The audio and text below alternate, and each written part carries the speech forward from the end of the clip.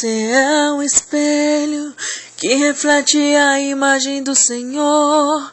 Não chore se o mundo ainda não notou. Já é o bastante Deus reconhecer o seu valor. Você é precioso, mais raro que o ouro puro de Ofir.